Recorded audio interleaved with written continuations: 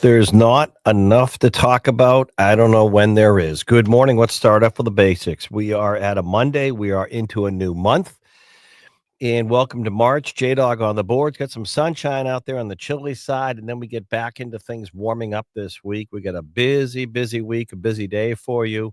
Hey, Alexa. Hey, Google, play the pulse of an H. 9 to noon, of course, our network of really good AM and FM stations. We got an extra station for you in the Lakes region if you want, 98.3 FM HD2, in addition to WEMJ AM and FM, 1077 FM, WTPL, seacoast of New Hampshire, right up into Maine on the FM side, 98.1 FM WTSN. J Dog on the boards. Hope you had a good weekend, J Dog. And our poll question on X, the pulse of an H on X.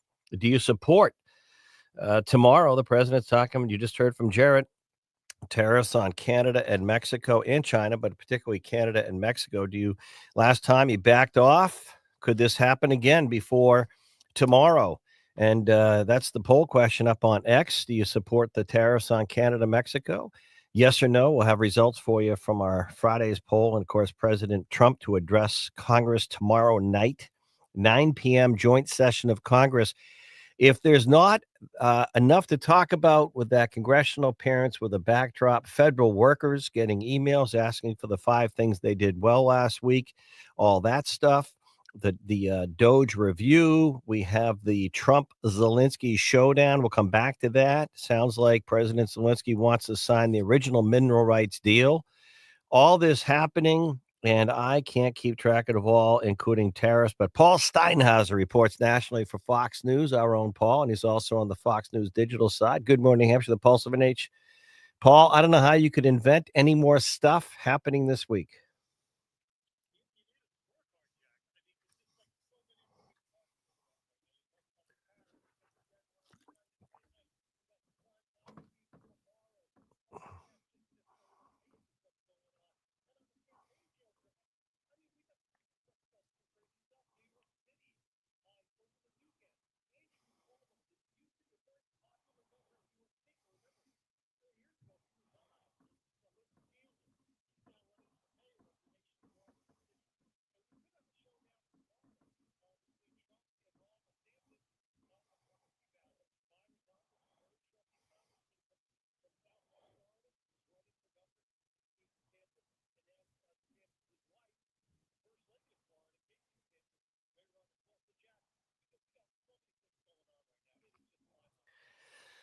Really, I don't know what's the biggest, Paul. I really don't, because I on when I was ending the show on Friday, I was watching live because it was middle of the day, and most people didn't even see the actual live coverage of the now infamous meeting with President Zelensky in the Oval Office with Trump's team, including JD Vance. And it was the media, and this whole thing went off the rails.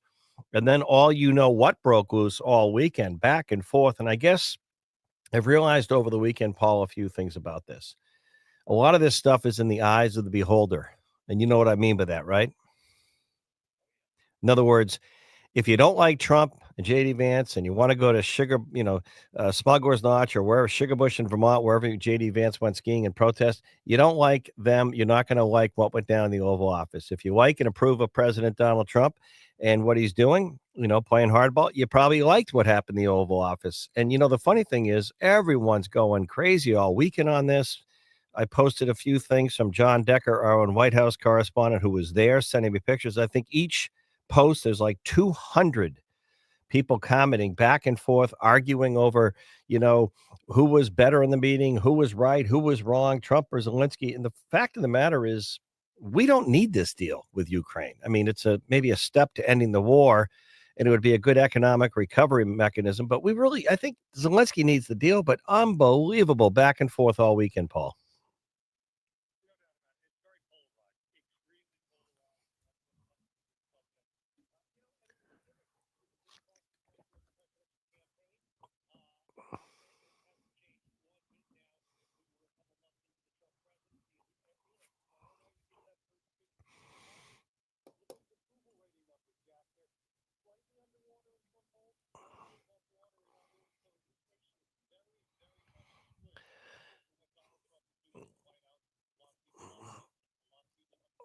And all this stuff, you have the uncertainty with the budget, talk of another, shut down the federal review, the federal, trimming the federal workforce, making the federal employees, the agencies go through this review. Unbelievable stuff for this backdrop. Is this gonna be I mean, we didn't know how that meeting was gonna go with Zelensky and President Trump on the Oval Office Friday, but tomorrow night, joint session of Congress. Let's assume everything is just the way it is, plus the president is threatening tariffs with Canada and Mexico. You know that half the body in Congress tomorrow night doesn't like any of this. Are we gonna have a contentious type joint session, or do you think it's gonna be somewhat, I don't know, lame or calm? I would tend to think there might be some fireworks.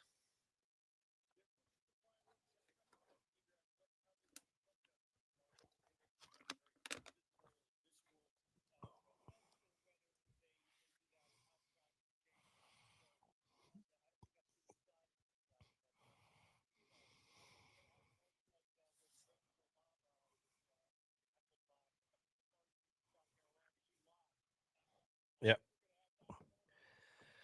What and do you think the president will go through on these tariffs for Canada and Mexico tomorrow or not?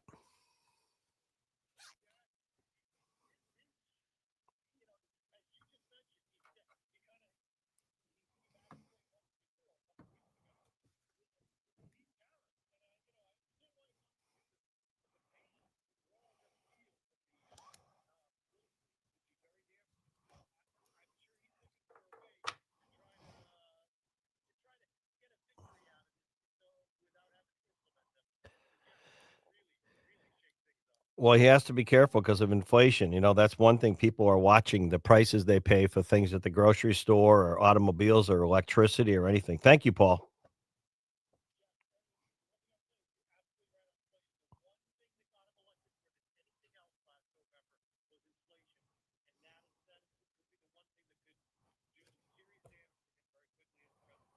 Thank you, Paul. Paul Steinhauser, live from Fox.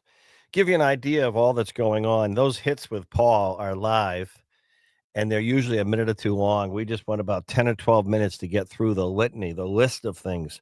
It is lengthy. And each one of these issues by in and of by themselves are big. It really is gigantic stuff.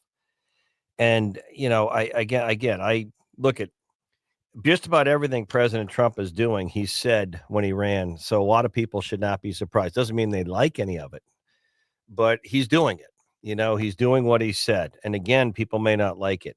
The balancing act just on these tariffs, and we'll give the results from our poll question. J Dog, I can't even remember with all this stuff going on what it was on Friday on X, but we asked you today, the Pulse of an H on X.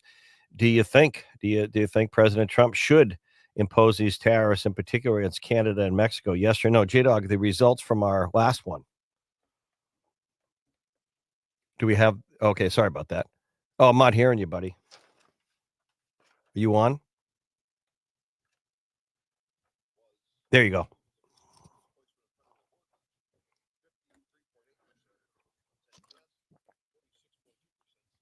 Well, that's a big one. That's a split. All right, so we'll have much more as we get going.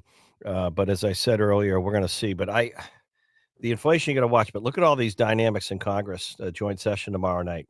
You have some of the budget stuff's up in the air, federal worker stuff. A lot of Democrats in particular, people like Elizabeth Warren and others railing against this. You got the showdown, the drama between President Trump and our team, or the administration and President Zelensky. You have the talk of tariffs. I can't think of more big stuff for a president to go before Congress. Of course, President Trump probably thrives in this environment more than anyone. Brad Card, one of our political contributors on deck, and all stars on that. I just want to say one more thing, though, on the because I think a lot of this stuff is in the eye of the beholder. So, what I mean by that is if you look at something and you have your political bias or point of view on, so in other words, if you don't like what happened on November 5th, if you don't want success for President Donald Trump, JD Vance, and the Trump administration, you're not going to like anything at all about that meeting with President Zelensky Friday. I mean, I've even seen people debate on my show page all weekend whether Zelensky was set up. These are some of the things that people raise. Was this staged? by by the Trump team was this whole action was the whole meeting staged? Why wasn't President Vladimir Zelensky, representing Ukraine on a major economic agreement on the table with the United States? And you've been at war. Why wasn't he perhaps dressed in a blazer and a shirt versus like a looked like a sweatsuit? There was the whole thing seemed odd. And then you looked at the ambassador from the Ukraine to the US, and her head was in her hands. She was just shaking her head once it started to become a shouting match, and obviously this thing went off its rails. But everyone jumps up and down. They say that it was they're so ashamed to be an American. They thought that the Trump and Vance team were disrespectful and bullied poor Vladimir Zelensky. They bullied him, and then other people say that it was um, Zelensky who was disrespectful to the vice president by calling him JD and saying some things under his breath. And people say that JD Vance stood up in the Oval Office, if you will. President Trump wasn't pushed around.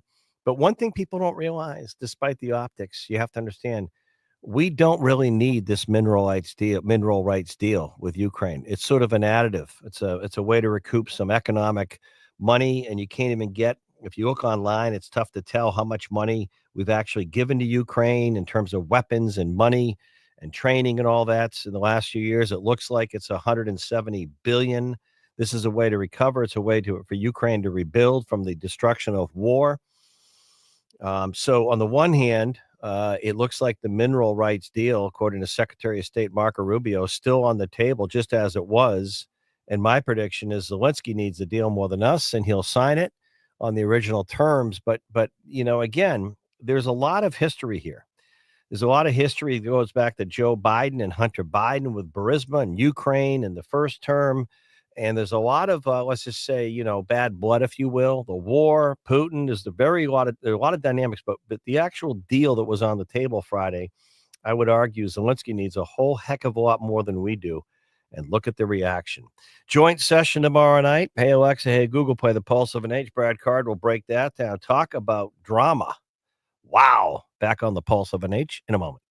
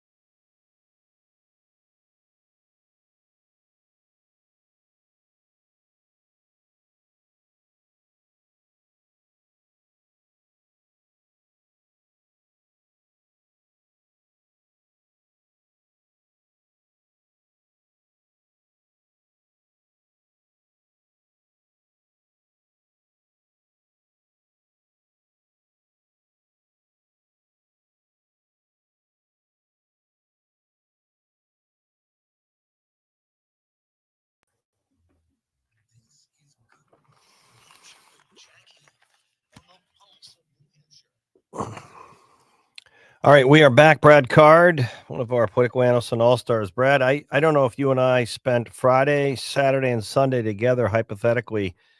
I don't know if we could have scripted out more drama, more tension, more of a backdrop for President Trump to go before Congress tomorrow night to give his view of the state of America before a divided Congress. I don't know if we could have scripted all this. Could we have?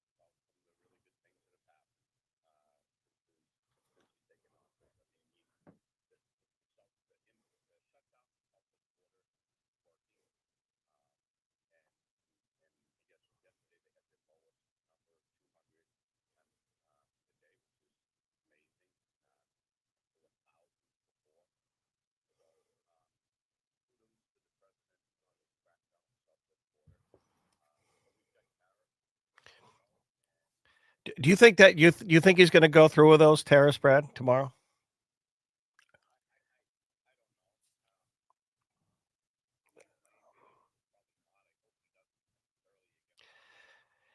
Because if you're looking at inflation, right? I mean, you're looking at inflation, anything at all that rocks that boat right now. I can understand trying to right the seesaw if there's a trade imbalance that the president sees with China, with Mexico, with Canada. But the problem is anything at all that makes any consumer good more expensive right now is probably not a good idea for the economy.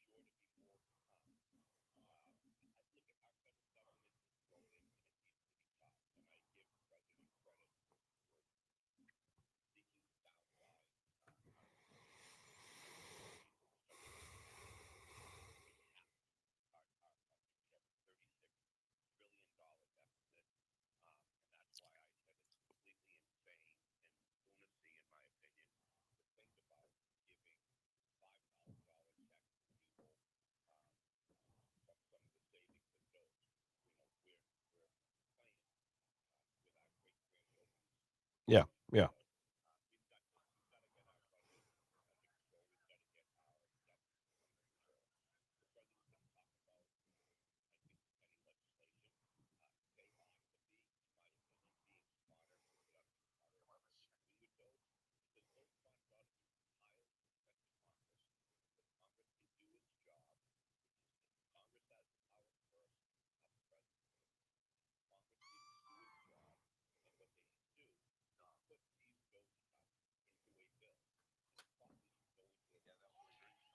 Hmm.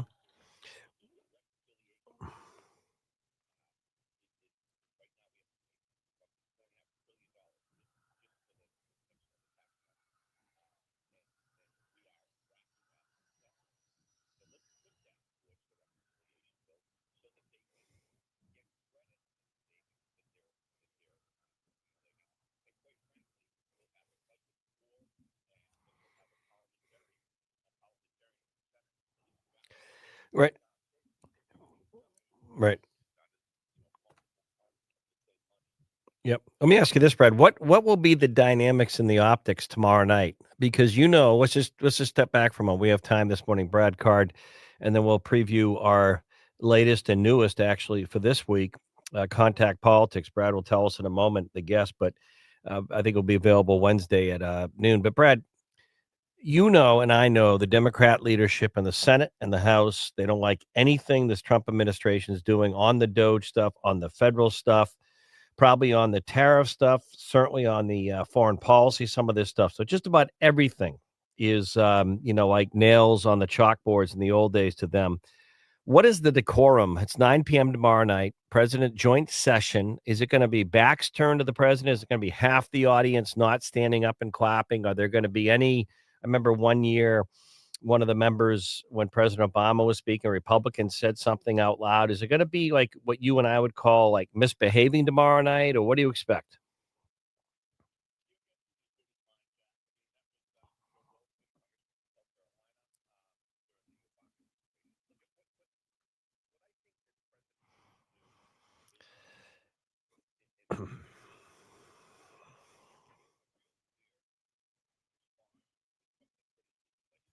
Right, right.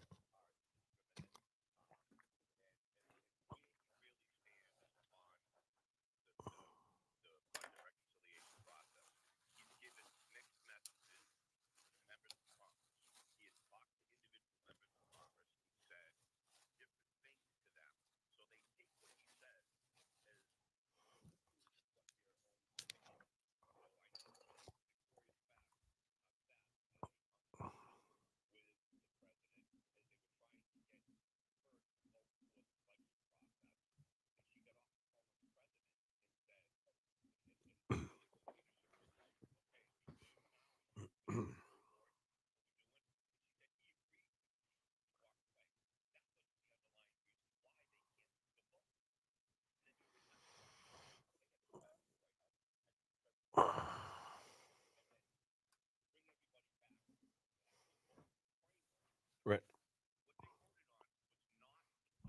right.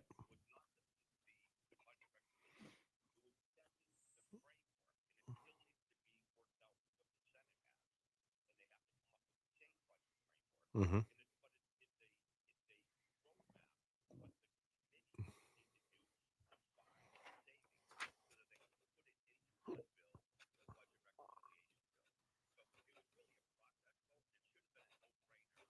Yep. Yep.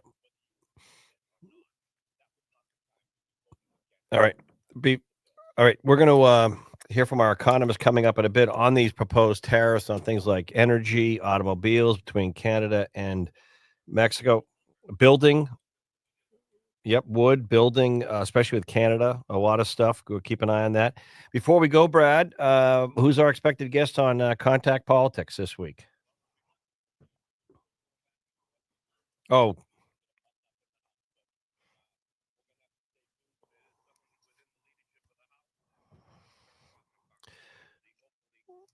if if not, we'll get a backup. Thank you, Brad Card. Make it a good Monday. Wow, thanks. We'll come back. We'll go to set the stage.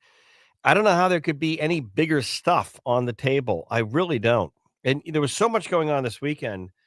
JD Vance and his family on a little ski trip up into Vermont near Mad River Glen, near where I skied as a college student at the University of Vermont. Some beautiful small ski areas. I think Mad River still has a bias against snowboarders, but there was a lot of controversy up in Vermont. Protesters went there to rail against JD Vance for that meeting with President Zelensky in the Oval Office Friday. And then some supporters went up there on the other side of the road in sleepy Mad River Glen and Sugar Bush. I mean, this is unbelievable up in Vermont. And then over in Maine, people missed this one. I think it was Saturday. Hundreds of very vocal protesters protested near I guess, outside the State House in Augusta, I would assume, against Maine Governor Janet Mills for her defiance on, allowing men to play in women's sports, boys to play in girls' sports. And there was quite a large local crowd with signs, and they were middle of the day. They were, I don't know, Bangor Daily News. You have to go look, but they were quite a few protesters for a Saturday protesting the Maine governor for her I guess defiance or her push for boys and girls sports, and that was happening in Maine. Keep track of all this if you can. You're doing better than me. Hey Alexa, hey Google, play the Pulse of an H Wednesday night. Not It is just right around the corner. That's right, the night after tomorrow, 6 p.m. 16 South Main Street, BNH Stage. That's the beautiful facility right on South Main Street. We had 3 live town hall programs there. My show in the past on affordable housing and mental health and addiction and veterans care.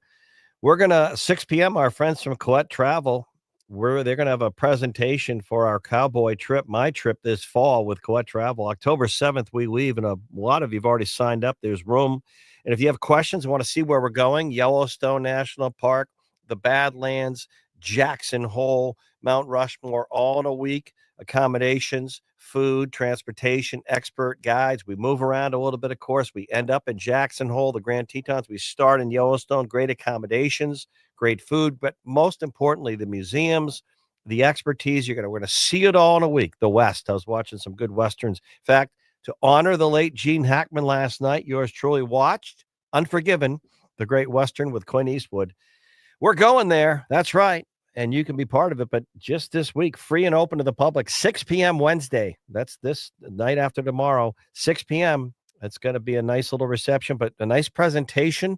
Look at it like you're going to a movie and you can sit back in the beautiful chairs. And it's like watching a Yellowstone. You can watch the show where we're going. And then the experts who are going to be hosting us are going to be there. You can ask questions and sign up. You want to learn more, go to thepulseofnh.com, America's Cowboy Trip, front and center. Sign up, and you can always call if you can't make it Wednesday, 800-581-8942, 800-581-8942.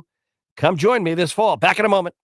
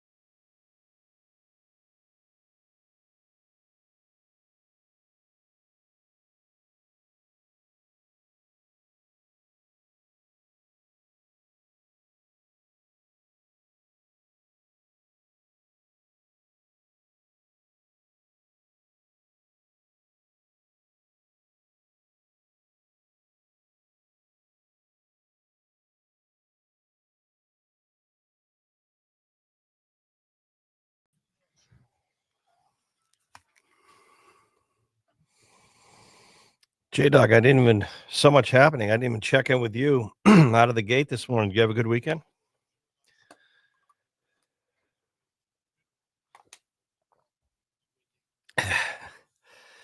It was a little brisk in the morning and still a little nip in the air, a little chilly today, but it warms up again. I don't know if you checked the temperatures for middle of the week. And it's amazing the back and forth. And the wind, of course, yesterday started up again. Or I had to because February is a shorter month, so I don't know if you have a watch where you have the calendar date on it and it gets all confused on this going from February to March. I looked down this morning and I think it had February 31st to March 1st versus March 3rd. So here we go. Buckle up. Sorry I missed the Academy Awards. I was in honor of Gene Hackman watching Unforgiven with Clint Eastwood. Amazing. Did he? Yeah, yeah, and good stuff. Okay, I there's so much going on before tomorrow night's 9 p.m. I mean, you can't set the stage any more dynamic. You couldn't write this stuff down, as I said with Brad Card. If we had started last Wednesday or Thursday with a bunch of fictional political writers, and we had a staff of writers, I said, okay, let's write about 4 or 5 things before next Tuesday when the president's going to speak to Congress on kind of now that it's going into what 7 weeks, a whopping 7 weeks, not even 2 months yet, and how he sees the sort of the state of America here and abroad. I don't think we could have written more dynamic stuff. I don't think it was possible, even with Donald Trump, with that unpredictability. I mean, here we are in the eve of, is the president, the commerce secretary, but obviously the president, the White House, are we going to impose sanctions with Mexico and Canada? And this would be things like everything from energy and wood and automobiles, all the stuff, 20, 25%. I mean, what would their response be? Does it really ignite a trade war, something that was avoided or averted the last time when Mexico and Canada acquiesced and promised more resources for their borders to protect the borders from illegal flow of things into the country? This is set to kick in, I think, midnight tonight. We're going to hear from Doug Tengden, World Market Advisors. The speech tomorrow night, everything from, probationary workers from federal agencies let go, everything from NOAA, the National Ocean Atmospheric Administration, to USAID. A lot of big cuts needed in the federal government. Well, what will the reaction be tomorrow night in Congress with President Trump there? So much to think about, so much to talk about. And we're going to have Doug Tengden in a moment on the economic impact. The one thing I would be very cognizant of, I guess is the best way to put this, if I was, and I'm not, on the Trump sideline of the Trump administration, I would be whispering or saying in meetings, just be careful, be very careful in terms of not igniting and inflaming inflation. People are in the winter months still. The heating, the electricity costs are still too expensive. The price of gasoline now is hovering for regular, I don't know, last time I checked, at least $3 a gallon in most parts. Groceries, not to mention this, the bird flu. I'm talking just basic groceries, cost of goods, consumer stuff, too expensive. The Fed is not going to react and lower interest rates because of the concerns with inflation. Last check was 3%. So you don't want to do something that's going to make inflation worse for everyday consumers, no matter what you think you're doing on balancing the trade. Trying to right what you think are trade imbalances as president with China, with Canada, Mexico. And if you rock that boat too much and you make inflation worse, it's going to be a tough one to balance. But let me take a moment on the reaction, the incredible reaction of people. Oh my goodness. Oh my goodness. The now infamous or famous meeting between President Trump, President Zelensky, and his team, JD Vance. People don't know that. There were other members of the Trump cabinet in the Oval Office on Friday. I've seen everything from, I've never been so ashamed to be an American. I've seen that a lot. Seen a lot more Ukrainian flags and posts. Okay, let me just point out one thing here. The United States has been pretty darn good to the people of Ukraine in terms of tax dollars, tanks, state-of-the-art tanks, air defense missiles, and it's hard to get a number. You can go to the FACT, F-A-C-T, the FACT sites and check how much in the last 3 years have taxpayers in the past administration up to the present, what have we given outright to Ukraine in their war with Russia? And I don't have the numbers in front of me, but I got to at least 170 billion. Not a small amount of money. And people forget this includes tanks that we put in there, air defense missile stuff, longer range missiles under the Biden administration so they could fire into Russia. I think we've been pretty good to Ukraine, okay? That's just a fact. Now, I am not going to weigh on every nuance on this. But let me ask you a question. If you are so ashamed of America after all that, it's really, you won't admit it if you're in that category, but you despise President Donald Trump. You cannot stand him. He bugs you to your last raw nerve. Admit it. If you're in that category, just admit it. And I said on some stuff before the meeting on Friday, what if this week, let me ask you a question, all you people that are so wicked right and never wrong, let me ask you a question. What if this week, what if in the next 5 to 7 days, President Zelensky comes back to Washington wearing a suit and tie or a jacket, and he signs the original agreement for mineral rights and an economic agreement with no security guarantees? Because I got news for you. As much as you want to jump up and down, what I think happened Friday in the Oval Office was President Zelensky, people don't even know this, he wanted the meeting as it was, so don't say it was like a stage setup. His people were aware that morning when they were flying here, it was going to be in the Oval Office, who was going to be there, where people were going to be seated, and the media would be there. He knew it was going to be a public meeting. Then the plan was to meet in private after and have a joint press conference, signing the agreement in private and coming out and having a joint press. Now, the whole thing blew up because I believe President Zelensky wanted the security guarantee as part of the mineral rights deal. He wanted a guarantee that if Russia ever broke the truce and invaded Ukraine again, the United States would be there on the ground. He wanted that, and Trump would not do that, nor would I, and nor should you. And let me tell you why. If you're president of the United States, commander-in-chief of the United States, you are not going to sign an agreement for a what-if down the road, which would commit us to war. You would not do that. I wouldn't do that. I got news for you. It was not unintelligent to do what Trump did. He's the master negotiator and deal maker. So get rid of your politics and hatred. And let me ask you a question. This week, what if Zelensky comes back and signs the original deal, the deal that was on the table Friday? What if he signs that this week to our terms, not his? Are you still going to be full of venom and vitriolic, how much Trump is bad if he gets the deal done? Are you still going to do that? I'm just curious. Yeah, the answer is yes, you are. Because if you're in that camp, Trump could actually work to end the war in Ukraine through heavy-handed stuff. You can call him a bully and all you want. He could actually end the war, and he could actually get involved more in Gaza, drive Hamas out, and bring a peace there, something no one's been able to do, going back to Yasser Arafat and Bill Clinton. I mean, I can go back and back and back. So Trump could actually make things better in the Middle East, and you are still going to hate him. If you're in that category, you are still going to despise Donald Trump. And I'll tell you why.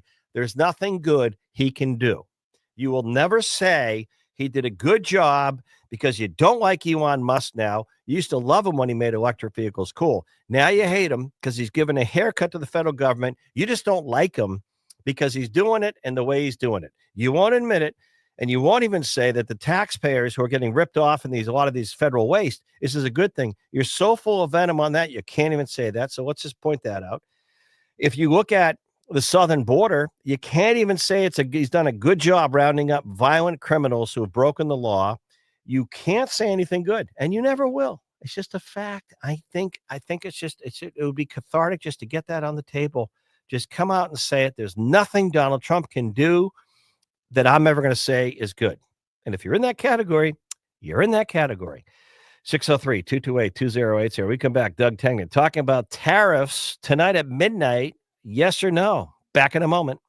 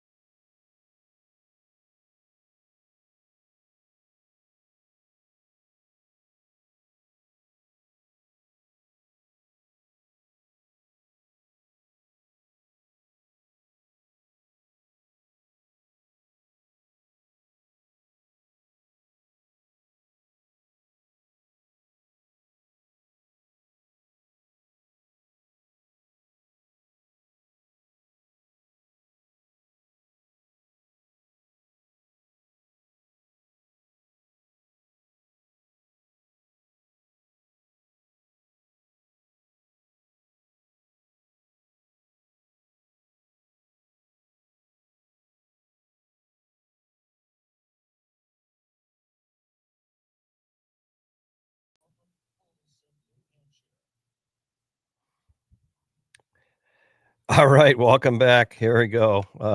One of our great listeners sending me a story from NBC News. Biden loses temper with Zelensky in June phone call when Ukrainian leader asked for more aid. Joe Biden, don't bring up inconvenient truths. All right. Hey, we got plenty going on. We're going to switch gears on the economic front. Doug Tengden, one of the great ones, worldmarketadvisors.com. Doug, we're on the eve or tonight, midnight more, would tariffs be levied by our administration against Mexico, Canada, and China? Yes or no? Should it happen? 20, and that's on things from like automobiles, energy, building products, you name it. And it looks like the clock's ticking. Will the president back off? And what is this ignite a trade war? And is there a danger that it makes inflation burn more?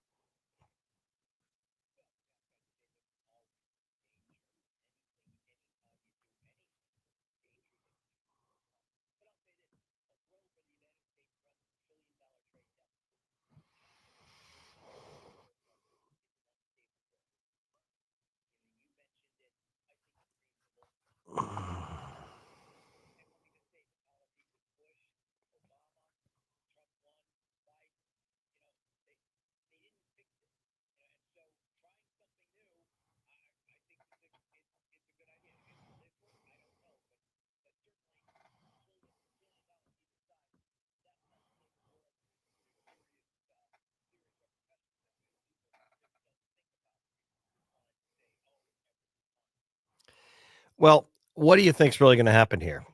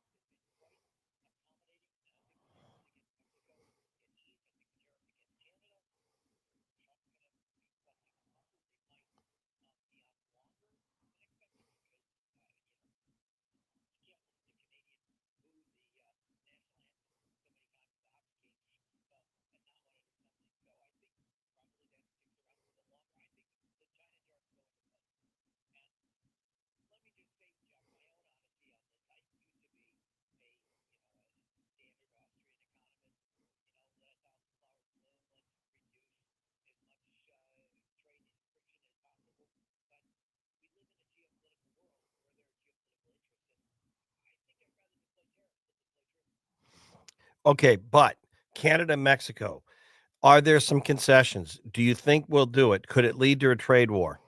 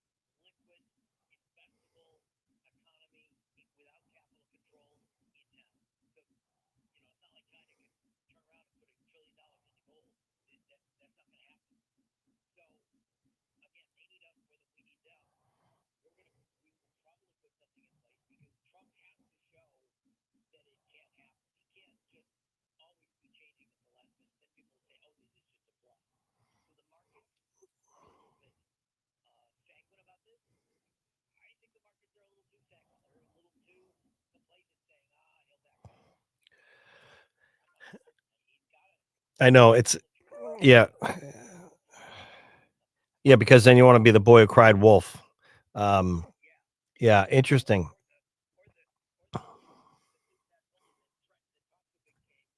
Right. And y and you know what? He may impose them for a while and then lift them, but the point is, you're right. You said something else though. They need us more than we need them. Isn't that interesting? Because the same's true with Ukraine. I'm just pointing it out on this deal. All right, thank you, Doug. World Market Advisors. So one of our great listeners just sent me a note. Inconvenient truth to point out for those people who were up in Mad River Glen protesting JD Vance for being a bully against Vladimir Zelensky. NBC News, the year 2022. Biden loses it. Joe Biden loses his temper, lost his temper with Zelensky during a phone call over Ukrainian aid. The U.S. had just greenlighted another $1 billion in military assistance, and Joe Biden got very upset in the phone call, according to four staffers, when President Zelensky was ungrateful for the gift. Biden said you could be a little more grateful and say thank you. Oh, no. Were you ashamed of America then? Were you so ashamed of America when President Biden asked for a little more respect? Hey, Google. Hey, Alexa, play the pulse of an age. Back in a few.